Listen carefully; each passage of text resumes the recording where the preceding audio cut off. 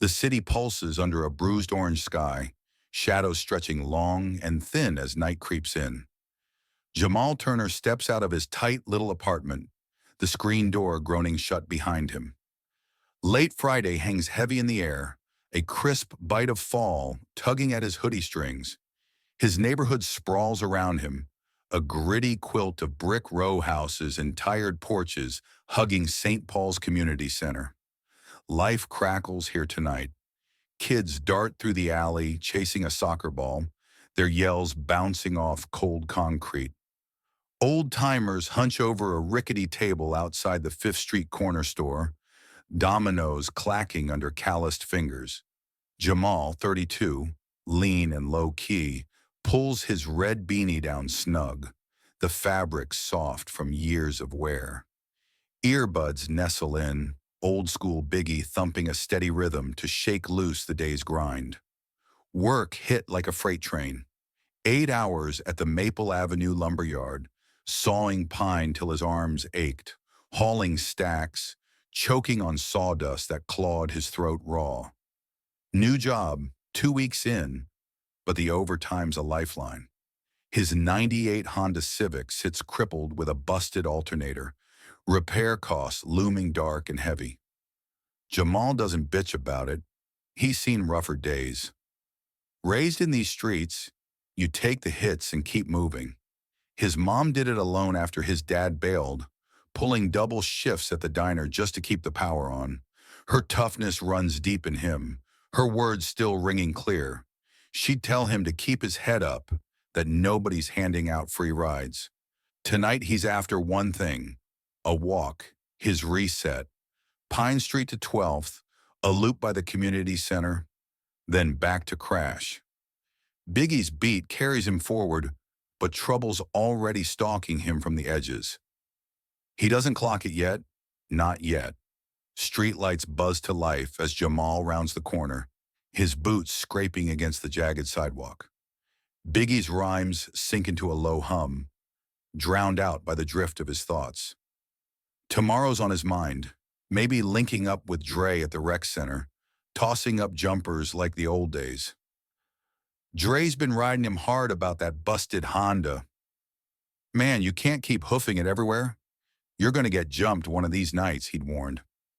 Jamal lets a half-smirk slip, brushing it off.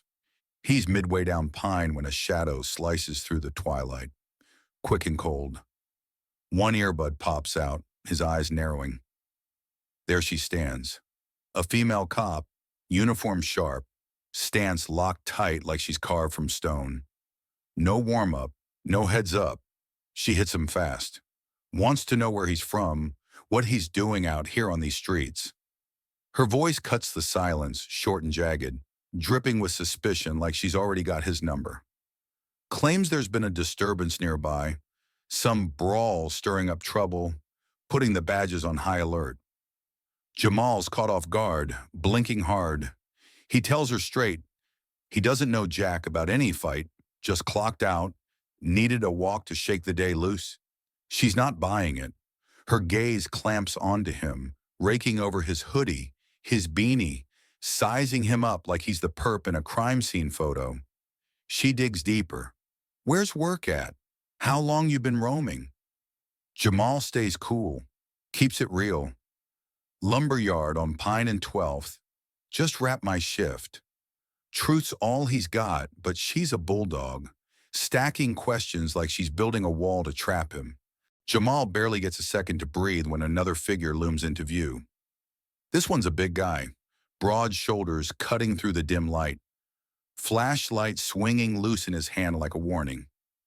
He takes charge fast, his gruff voice slicing right through the female cop's chatter. The script flips in an instant. Forget that fight they were on about. Now they're hunting a suspect, someone who fits Jamal's look, a black man in dark clothes. The ridiculousness slams into him like a brick. He almost lets out a laugh, the sheer nonsense of it ringing loud. That's their lead? Half the guys in the zip code could be their man. He mumbles under his breath.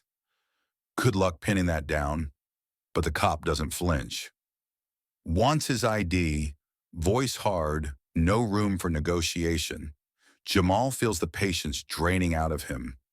He asks what crime they're even chasing here. No straight answer, just more heat piling on. Where's he been? Who's he rolling with? Then the ground rumbles. A third cop pulls up, tires chewing gravel, patrol car purring low as it sits there, waiting. Three of them now closing in tight near the St. Paul's parking lot. Flashlights jab at his eyes, beams sharp and blinding, their voices crashing together in a mess of noise. Where's he headed? What's he got stashed? He's just a dude taking a walk. But under that flickering street lamp, he's starring in a low-budget cop movie gone wrong. The female cop jumps back in. Wants to know if he was arguing with anyone tonight. Nope, he tells her, keeping it tight. Where is he coming from? Work, he says again, jaw clenching. She twists it up, says he doesn't even know where work's at. He swallows the urge to snap. Tells her he knows damn well. Lumberyard on Pine and 12th, just started chopping wood there. She's not letting up. Any fights? Any shouting? Nope, just walked home after my shift, he fires back. Alone the whole way? Yes, thank you, he says, steady but with a bite creeping in. The big guy cuts in, asks if he's being detained. Yes, you are, he growls, no pause, no doubt. For what? Public call. We're sorting it out, he says, vague as a ghost. Jamal pushes harder. What description's got me pegged? A black guy in dark clothes, the cop doubles down. Jamal's head reels. That's it? That's their whole play? Wants his name next? Jamal gives it up. Jamal. Full name? Jamal Turner, he says, even though he doesn't owe them that. ID? Nope, just me. He stands solid. Am I accused of anything? They dodge it smooth. How you holding up? I'm good, he says, not budging an inch. Were you at the community center mixing it up? Third time they've thrown that at him? Nope, he shuts it down cold. The air turns thick, heavy with the weight of it all. They tell him to step back, hands twitching close to their belts, ready to move. Were you in the parking lot starting something? No, not even close, he insists. The female cop says they'll call in a witness. Someone saw something, or so they claim.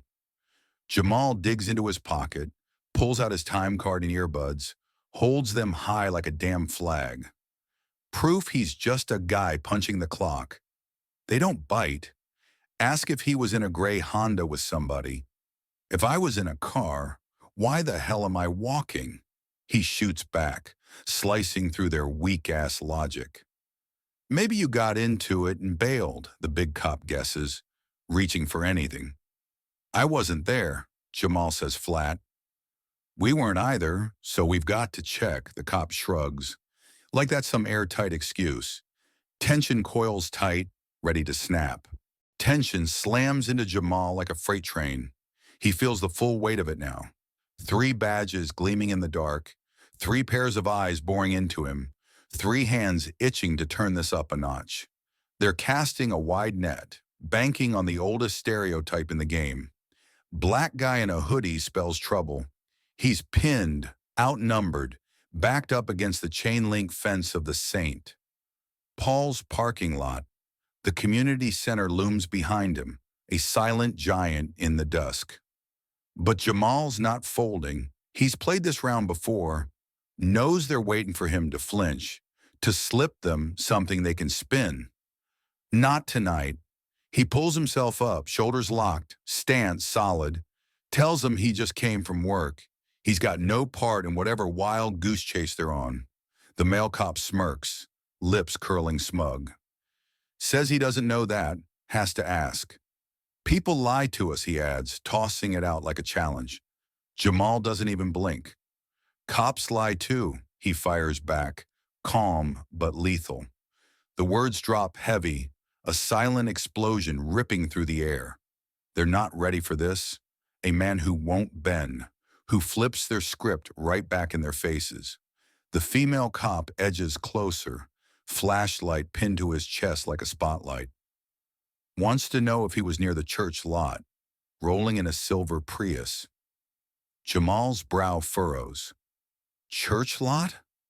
That's half a mile off, and he doesn't even drive a damn Prius. She doubles down, pushing the theory. Maybe he was with someone, got heated, ditched the ride. He shakes his head, firm and done. Tells her he walked from work, says they can check his time card. It's got the stamp to prove it. The third cop, quiet until now, pipes up. Wants to know where work's at. Again. Pine and 12th, Jamal says, voice flat. Fourth time he's had to spell it out. The cop sneers, says it took him 20 minutes to cough that up. Jamal's through with the games. He laid it out crystal clear from jump. They're just too stubborn to listen. They're circling tighter now, closing the trap. The male cop leans in, voice low and taunting. If he's not involved, why is he getting so defensive? Jamal's had it. Snaps that they're harassing him for no damn reason. His tone climbing sharp. He's got rights. They can't just roll up and stop him like this. The cop's eyes narrow to slits. Public call says different, he shoots back. We've got a job here. What job? Jamal throws it right at him. Hassling me because I match some half-baked description? Silence hits, thick and uneasy. They don't answer, just trade quick looks, sizing him up. The female cop grabs her radio, says they've got a witness close by, someone who might finger him. Jamal's gut twists, a flicker of nerves sparking deep. But he stands tall, unshaken, tells them to bring it on. He's got nothing to hide. The night's about to get real. Time drags slow, each second stretching thin as the patrol car's engine rumbles low in the distance. Jamal's mind spins fast, a storm kicking up inside him. Memories of his mom flash hard. She'd always told him cops don't need a reason. Just stay cool, baby. Keep it together. He's holding on, but the fire of this bullshit scorches deep. He's no scared kid anymore. Not that teenager they'd shake down for laughs back in the day. He's a grown man now. Got a job, a life, a damn right to walk these streets he calls home. Then the witness rolls up. An older dude, rough around the edges, scruffy beard and all, squinting at Jamal from the back seat of the cruiser. The cops lean in close, pressing him. Did he spot this guy in the fight? The man tilts his head, eyes narrowing, then shrugs it off. Doesn't think so, he says. Could be any face around here. Jamal lets out a quiet breath, a flicker of triumph cutting through the haze. Small win, but the cops aren't done. The big guy locks eyes with him, voice low and edged. They'll figure it out, he says, like it's a vow carved in stone. Finally, they ease off, grumbling about letting him go, tossing out half-assed excuses. Jamal's late, dinner's waiting, Tasha's probably pacing the kitchen, keeping that mac and cheese warm, the kind he can't get enough of. He turns away, boots hitting pavement, heart still pounding like a war drum. But his head's up, unbroken. They came at him hard, tried to crack him wide open. He didn't budge, not an inch. Saturday morning breaks cold and gray, thick clouds sagging low over the city like a heavy lid. Jamal's still wired. Last night's run-in clawing at his brain, those cops' voices bouncing around his skull. He's sprawled on the couch, thumb flicking across his phone screen when Tasha drops down next to him. She's pure heat, short braids swinging, eyes cutting sharp, a nurse who'd stare down anyone and win. She sizes him up fast, asks if he's okay, her tone soft but piercing. He nods, but it's weak, half a lie. Tells her they messed with him for no reason, Tash. His voice low, frayed. She grabs his hand, squeezes tight, calls them assholes with a fire that matches her spark. Says he should record it next time. Show them he's not here to play their game. The thought digs in deep. Jamal's no marcher, no megaphone guy, but he's fed up, done with the stares, the stops, the silent rule that paints him a threat just for breathing. He snatches his phone, pulls that red beanie snug over his head, and steps out. This time he's got a purpose burning in his chest. Heads straight back to the St. Paul's parking lot, the same damn spot where they boxed him in. It's still now, just a handful of cars dotting the asphalt, the precinct hulking a block off like a watchdog. He taps record, camera sweeping slow and steady, the chain link fence glinting dull, the worn-out lines blurring into the pavement, that street lamp still humming its tired tune from the night before. This is his evidence, his counterpunch, his way to shove back. Jamal's barely into it when they hit, hard and fast. Not 3 this time, 8. 8 cops swarm in like a damn SWAT crew, bursting out of the shadows. Boots pound the asphalt, radios spit static, and they close in tight. A wiry guy with a buzz cut breaks from the pack, hand floating over his holster, eyes locked on target. He says they're just checking what he's up to, voice stretched thin with strain. Jamal doesn't budge an inch. Tells them he's walking and filming. Straight up legal, no question. This is public ground, he adds, firm as steel. The cop's gaze flickers, uneasy. Public or not, it's weird, he says. You're too close to the station. Jamal throws it back quick. Got my rights. First Amendment says I can roll tape right here. The cop's hand doesn't move from his gun. Claims it's for his safety. Voice flat but shaky. Jamal's tone turns to ice. Guns are for shooting. You about to pull that trigger on me? No, I'm not. The cop stumbles out, but his fingers tighten, betraying him. Jamal's had enough. Says he's done talking. This is his legal play. End of story. Not on county turf, the cop snaps back. Wrong, Jamal corrects, voice cutting sharp. This is public. I can't carry inside that precinct, but out here, it's wide open. The cop trips over his next move, asks for his name. Brooks, Jamal tosses out, a test, watching them squirm. Wants his name instead. Detective Harper, the cop gives up, off his game. Badge number? Harper mutters they don't carry those, thrown off balance. Jamal senses the crack, smells the weakness, tells him the Constitution backs him up. Camera rock steady in his grip. Harper counters. County policy shuts this down. Policy's not law, Jamal slices through. Call your boss before you tank this bad. Another cop steps up, taller, claiming he's in charge. Says his name's James Carter, supervisor. Admits the lot's public, no denying that. But calls the filming odd, out of place. Jamal hits him straight. Is it legal? Carter hesitates, then caves. Yeah, it's legal, he grinds out, hating every word. Then I'm not moving, Jamal states, planted like a rock. Carter pauses, caught, then signals his crew to pull back. One hangs behind, Detective Evans, trying to smooth it over. Says he's Mike Lawson, offers help if Jamal needs it, voice all friendly-like. Jamal shuts it down cold. Knows his rights, doesn't need their handouts. Game over. Jamal keeps the camera rolling, heart slamming against his ribs, but the wind surges through him hot and fierce. 8 cops. 8. And they couldn't lay a finger on him. Tasha nailed it. This is power, raw and real. That lens in his hand's a shield now, snagging every twitch, every stumble from the officers as they peel back. Carter's squad scatters, radios going dead quiet, but Jamal's not letting up. He swings the shot wide, catching the sprawl of the lot, the precinct's shadow clawing long across the pavement in that dull gray glow. Evans, or Lawson, who gives a damn, hangs back a second longer, his half-assed help offered dangling there, weak and useless.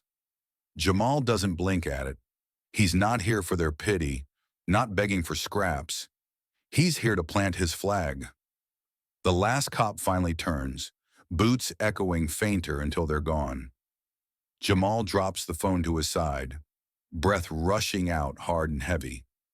He's not just some dude with a camera anymore. He's a storm they never saw coming. Sunday morning cracks open under a steady drizzle, the city gleaming, wet and gray. Jamal's got a list. Groceries for Tasha, a pit stop at Dre's to snag a wrench for that limping Honda. He slides into the driver's seat, the engine hacking to life with a groan, and peels onto the highway. Traffic's thin, just a scattering of cars cutting through the rain, but his head's elsewhere, still riding the high from yesterday's standoff. He lets the wheel drift, edges too close to the car up front. Dumb move, and he knows it, kicking himself the second it happens. Sirens scream behind him, red and blue slashing through the downpour like blades. He mutters a curse, pulls to the shoulder, hands locking hard on the steering wheel. The cop doesn't hit the driver's side like you'd expect. He's at the passenger window, rain streaking down his uniform, barking sharp and loud. "Get out, I need to talk." Jamal's thrown, brow creasing, tells him it doesn't feel safe out there, cars whipping past in a blur. The cop fires back quick. "I don't feel safe with you in there," his voice a jagged snap. "How's that safer for me?" Jamal pushes, leaning into the logic. The cop doubles down. "Case law says you step out when I tell you. Says it's arrestable if you don't." His tone cold and unyielding. Jamal digs in, feet planted firm. Tells the cop to explain what's going on before anything else. The cop doesn't budge, just doubles down. "Get out now," his voice a hard shove.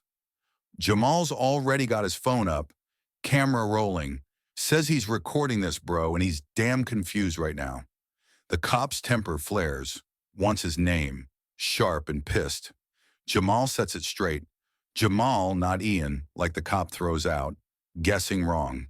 He's had it, demands a sergeant. This is straight up nonsense.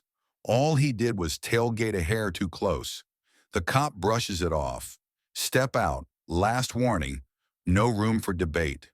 Dre's sitting shotgun, minding his own, but they pull him in too. Demand his ID, no explanation, just because. Jamal owns the screw-up, admits he was riding too tight, says write the ticket and let him roll. But the cop's on a power trip, cranking the heat like it's a grudge match. Jamal tries to cool it down, says he was hiking with his girl yesterday, just looking to kick back today. The cop doesn't flinch. Out, right now, his growl cutting through the rain. Jamal throws a warning. "If a truck smacks me out here, you're finished." He steps out anyway, rain drenching his hoodie, adrenaline surging hot. The cop lays into him, says he's wasting their time, acting like a punk. Jamal doesn't back off, fires back that they're burning his minutes, flexing muscle for no damn reason. Says he's got free speech, bro, and he's using it. The cop's hackles rise, but Jamal's a brick wall. They've got nothing real, just a flimsy traffic ticket to show for it. The standoff breaks and they fold. The cop flings a ticket at him. Following too closely, he says, "Take it and get lost." Grumbles under his breath that he doesn't usually write these up, but Jamal's a jerk in his book. Jamal lets a smirk curl his lip, tells him he crossed the line, and they both know it. He slides back into the Honda, peels out, rain drumming steady on the windshield, pride blazing hot in his chest. The highway unfurls ahead, slick and boundless, but he's rock solid, unshaken. They came at him again, tried to shake him down one more time, and just like before, he stood tall. That ticket's nothing but a scrap of paper. His true victory's rolling away free, chin high, rights locked tight in his grip. 3 clashes in 2 days. Jamal Turner's weekend morphed into a brutal gauntlet, a raw lesson in holding ground when the deck's stacked high. First came the walk. 3 cops rolled up heavy, armed with one flimsy description and a whole lot of empty. Flashlights cut the night, questions rained down fast, betting he'd crumble under the heat. They played the oldest card, black guy in a hoodie, gotta be the bad guy. Jamal didn't flinch. Fed them the truth. Work, time card, a story straight as an arrow. And when they pressed, he hit back twice as hard. Rights aren't just talk. They're steel, and he swung them like a blade. The witness was their bust. Guy couldn't place him. No proof, no dice, just a delayed stroll home. Next up, the filming. 8 cops this time, a swarm crashing in, sparked by a phone and a man who wouldn't bow. They tried to spook him, hands hovering over guns, weak noise about abnormal moves. But Jamal had the law locked down tight. First Amendment, public turf, policy's not law. He laid it out, made them flinch. Carter's crew pulling back sealed it. Smarts beat badges when you work the angles. Then the highway. A real stop twisted into a cop's ego trip, flexing just to flex. Jamal owned the slip, too tight on the car ahead, but wouldn't let them stretch it into a circus. Free speech, safety, camera rolling. He held the reins. Rain be damned. That ticket was their scraps. His real prize was bigger. They couldn't crack him. What stitches it all tight? Cops reaching too far, counting on panic, and Jamal rewriting the game. No lawyer, no caped crusader, just a dude who knows his value, knows the rules they twist. Here's the takeaway. Power's not theirs alone. It's yours if you grab it. The rain fades and the city hums on, but Jamal Turner's story lingers like a beacon in the dark. 3 battles in 2 days, a man against the odds, armed with nothing but grit and the law. He didn't just survive, he stood tall, showing us all what's possible when you know your rights. This isn't about youth or bravado. It's about wisdom, the kind you earn through years of hard knocks. Life's not fair, folks. We've all felt that sting. But Jamal teaches us older souls a truth worth holding. Power isn't just theirs to wield. It's in your hands if you claim it. Know the rules, stand firm, lean on your people. Next time the world pushes, don't bend. Grab your shield, whether it's a camera or your voice, and fight smart. That's not just living, that's winning, one step at a time, on your terms.